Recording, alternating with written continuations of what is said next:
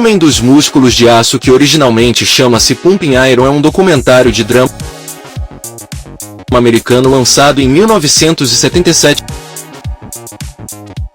sobre o mundo do fisiculturismo profissional, com foco nas competições Mr. Universe e Mr. Olympia de 1975. Dirigido por George Butler e Robert Fiore, editado por Geoff Bartz e Larry Silk. É inspirado no livro homônimo publicado em 1974 do fotógrafo George Butler e do escritor Charles Gaines e centra-se nominalmente na competição entre Arnold Schwarzenegger e um de seus principais concorrentes pelo título de Mr. Olympia, Lou Ferrigno. O documentário também apresenta segmentos sobre os fisiculturistas Franco Columbu e Mike Katz, além de participações de Ken Valer, Ed Corney, Serge Nubret e outros fisiculturistas famosos da época.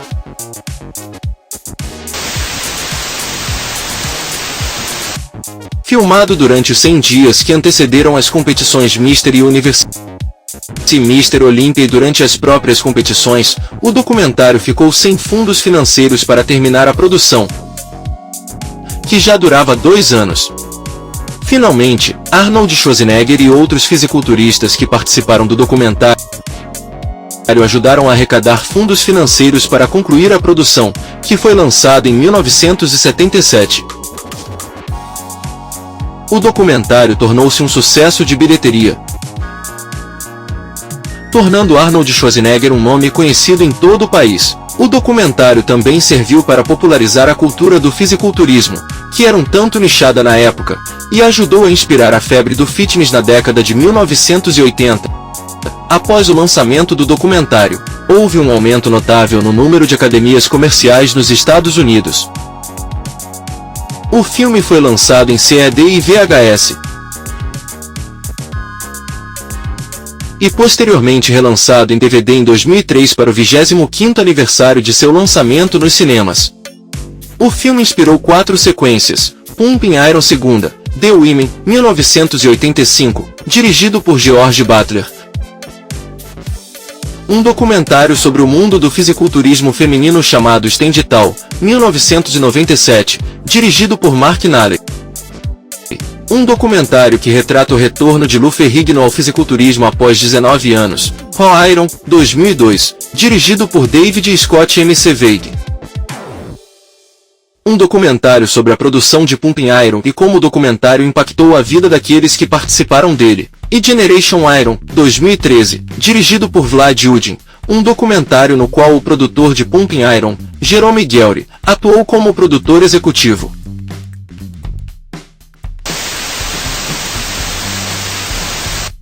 George Butler pediu a aproximadamente 3.000 pessoas que o ajudassem a financiar seu documentário sobre fisiculturismo, mostrando-lhes 10 minutos de filmagens de Arnold Schwarzenegger que George Butler havia feito em um parque de diversões. Ele acabou arrecadando $400 mil. Arnold Schwarzenegger estava focado em atuar e relutante em competir em outro Mr. Olympia, mas aceitou depois que George Butler concordou em lhe pagar $50 mil. As filmagens ocorreram ao longo de 14 semanas em Los Angeles, São Francisco, Connecticut, Massachusetts, Montreal, Paris, África do Sul e em uma vila nas montanhas da Sardenha, terra natal de Franco Columbu. A produção do documentário começou como um olhar sobre o fisiculturismo a partir da perspectiva de um novato no esporte. Para esse fim, a produção contratou o ator magro Bud Cort, com a intenção de acompanhar o desenvolvimento de Bud Cort, de um homem fisicamente franzino a um fisiculturista musculoso e forte. Bud Cort treinou na Gold's Gym por um breve período, tendo aulas com Arnold Schwarzenegger, mas acabou sentindo que não era a pessoa certa para o projeto. Bud Cort e os produtores se separaram amigavelmente, e a equipe do documentário começou a se concentrar mais intensamente nos fisiculturistas já estabelecidos na Gold's Gym.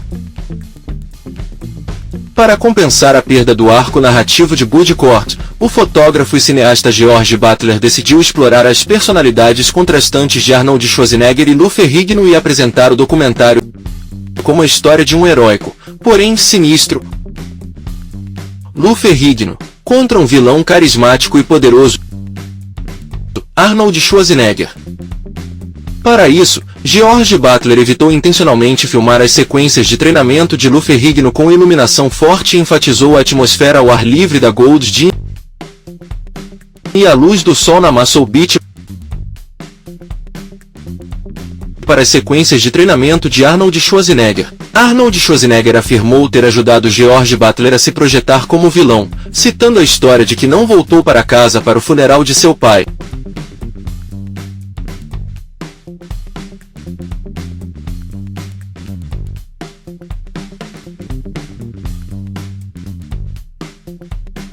Que lhe foi contada por um fisiculturista francês. No entanto, após o lançamento do documentário, surgiram alegações de que Arnold Schwarzenegger, na verdade, se recusou a comparecer ao funeral. George Butler também retratou a relação entre Mike Katz e Ken Valer como uma rivalidade sinistra, filmando a cena do futebol onde Ken Valer decide roubar a camisa de Mike Katz posteriormente para preencher uma lacuna narrativa. Ken Valer e Mike Katz eram, na verdade, amigos próximos, e o roubo da camisa por Ken Valer foi simplesmente uma brincadeira impulsiva, sem a intenção de chatear Mike Katz na medida em que o fez.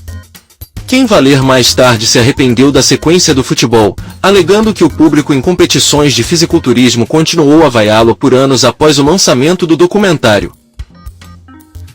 Em um esforço para arrecadar fundos financeiros, George Butler organizou uma exposição com o Whitney Museum of American Art na cidade de Nova York. Fisiculturistas se tornariam esculturas vivas, posando em plataformas giratórias enquanto críticos de arte analisavam a estética do físico dos fisiculturistas e comparavam e contrastavam os homens com a escultura grega. Para aumentar o interesse no evento, George Butler conseguiu que Candice Bergen fosse uma comentarista famosa. Arnold Schwarzenegger também concordou em aparecer como uma das esculturas vivas, tendo recebido atenção modesta por sua atuação premiada com o Globo de Ouro no filme O Guarda-Costas. O evento provou ser um grande sucesso, gerando mais dinheiro do que George Butler havia previsto e permitindo que ele concluísse a produção do documentário. Após seu lançamento, O Homem dos Músculos de Aço, Pumping Iron tornou-se um sucesso comercial e de crítica. A popularidade de Arnold Schwarzenegger cresceu além daquela proporcionada pelo filme O Guarda-Costas. Lou Ferrigno foi escalado pouco depois para interpretar o incrível Hulk.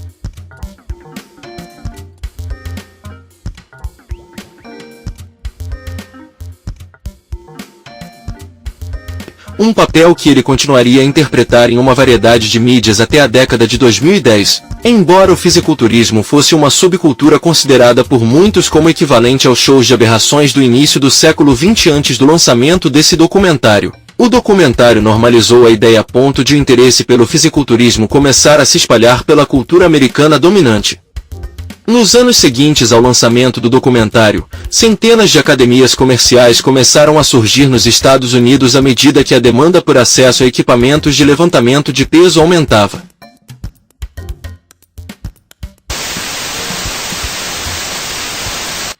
Arnold Schwarzenegger admitiu que inventou várias histórias enquanto o documentário era produzido para chamar a atenção porque os produtores lhe disseram que sem drama seria entediante.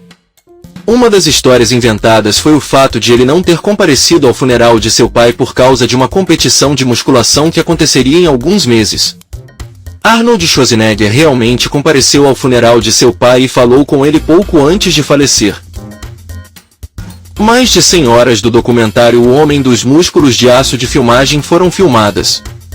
Eventualmente, teve que ser editado para 85 minutos. No entanto, no DVD do 25º aniversário, mais imagens foram mostradas. A competição IFBB Mr. Universe Mr. Olympia de 1975 aconteceu em Pretória, África do Sul, durante o auge do Apartheid. Antes mesmo que o evento pudesse acontecer, era necessário encontrar um local neutro ao Apartheid e acomodações para hospedagem, pois havia vários fisiculturistas negros competindo que não teriam permissão para competir no mesmo palco ou mesmo ficar no mesmo hotel ou mesmo sentar na mesma mesa para jantar com seus colegas brancos. O termo bombeamento de ferro foi cunhado pelo autor do fisiculturista Charles Gaines para resumir a arte do levantamento de peso. Em uma cena, Arnold chama Franco Columbu de criança, quando na realidade Franco era 6 anos mais velho que Arnold.